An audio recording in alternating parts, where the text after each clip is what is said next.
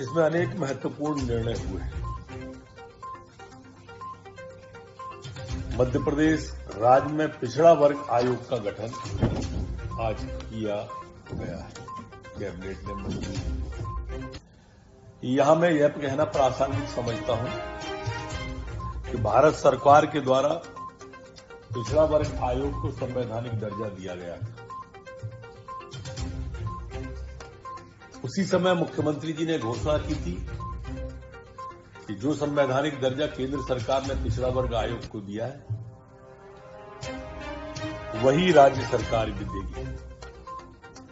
इसमें एक अध्यक्ष, उपाध्यक्ष और 3 सदस्य होंगे। यहां पर एक बात और मैं कहना चाहूंगा कि पूर्व की सरकार ने कभी इतनी चिंता पिछड़े वर्ग की नहीं की। 27% आरक्षण का झंझोला पकड़ाकर जो इस तरह से उनको छला गया, उस 15 माह की पूर्ति माननीय शिवराज सिंह की सरकार पिछड़े वर्ग इस आयोग का दर्जा देने के बाद में, संवैधानिक दर्जा देने के बाद में, इसमें अधिकारियों को भी बुलाने का अधिकार इस आयोग को दिया गया है। आज प्रदेश के अंदर जो महत्वपूर्ण कैबिनेट के अंदर प्रस्ताव आया, आज कृषक कल्याण योजना एक महत्वाकांक्षी योजना है।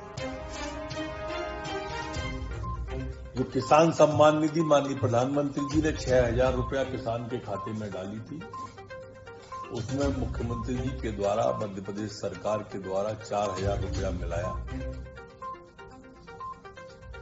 और 10,000 रुपया आप किसान के खाते में आया।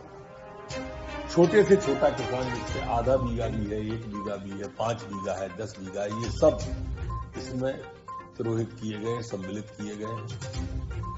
77 लाख किसान थे, बढ़ के 80 लाख हुए, भले भी 85 लाख हो या जितने भी हो जाए, सभी को ये 10,000 रुपया साल का लाभ मिलेगा।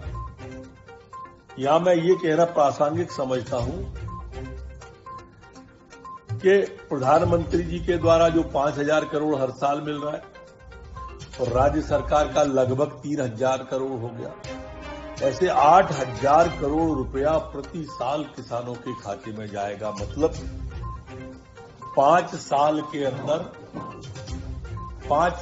अंदर 8 पंजे 40,000 करोड़ रुपया किसान के खाते में जाएगा। अभी हम 8,000 करोड़ फसल बीमा योजना के अलग अलग रूप से बांट चुके हैं, 0% ब्याज का पैसा दे चुके हैं, लगातार किसानों को कर रहे हैं।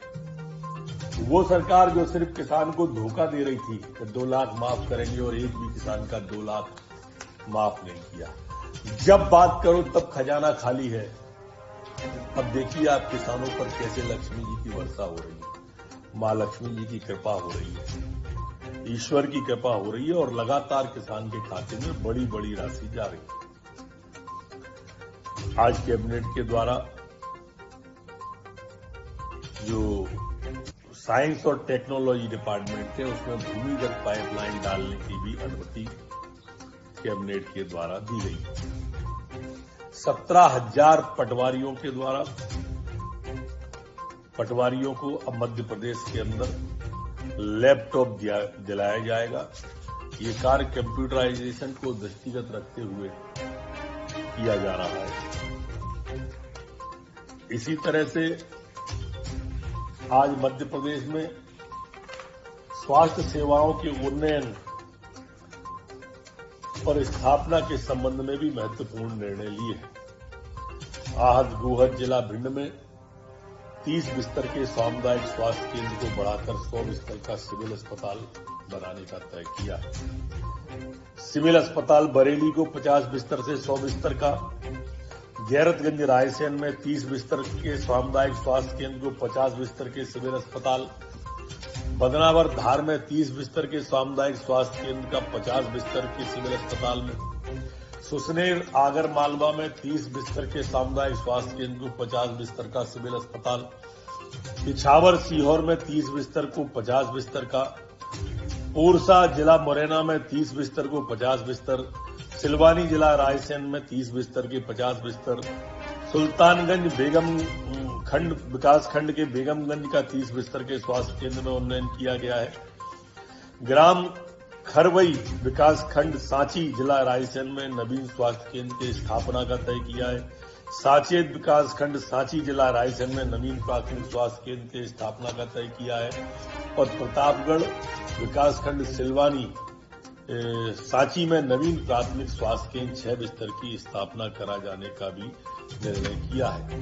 आज के निर्णय में यहां पर पद सैंक्शन भी किए गए हैं सभी अस्पताल के लिए।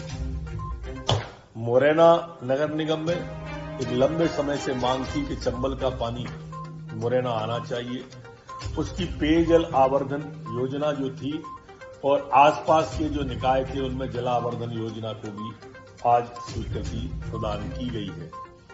प्रदेश में संचालित यात्री बस वाहनों के देय मोटर कर यान में छूट प्रदान किए जाने वाले यानों को लंबित भुगतान एवं यानों की एकमुश्त भुगतान की अवधि 31/3/20 में वृद्धि करते हुए 31/3/21 और छूट देने का भी आज तय किया है। ये 2020 के माह के सितंबर के 50% की छूट और टैक्स पूर्णतः माफ 1 अप्रैल 2020 से 31/2020 तक की अवधि का पूर्णतः माफ किए जाने का भी निर्णय आज कैबिनेट के द्वारा लिया गया है। आज मध्य प्रदेश धर्मशास्त्र राष्ट्रीय विधि विश्वविद्यालय जबलपुर के भवन के निर्माण हेतु भी आज मंजूरी प्रदान की गई है। चर्चा इस विषय की भी हुई कि इसे विधि विभाग को दिया जाए, जो कि अभी लंबित है। इसी तरह से मुरैना के जौरा विकास खंड में आसान बैराज पर सिंचाई योजना को आज मंजूरी दी गई है। ये लंबे समय से जौरा में लंबित योजना है। इससे बहुत बड़े क्षेत्र में सिंचाई का साधन उपलब्ध होगा। काठन बृहद सिंचाई परियोजना छतरपुर की बड़ा मलहरा की भी प्रशासकीय स्वीकृति दी गई है। इससे 15,000 हेक्टेयर भूमि सिंचित होगी और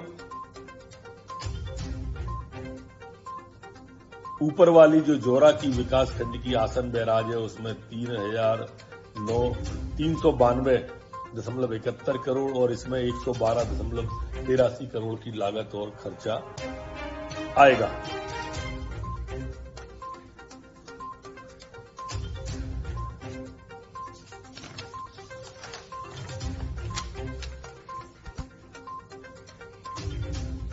एक बहुत पुरानी मांग चली आ रही थी। हमने देखा कि 15 महीने जो कांग्रेस की सरकार रही, उन्होंने हमारे एमपीआरटीसी के जो परिवहन निगम के कर्मचारी थे, उनको 15 महीने में तनख्वाह नहीं दी।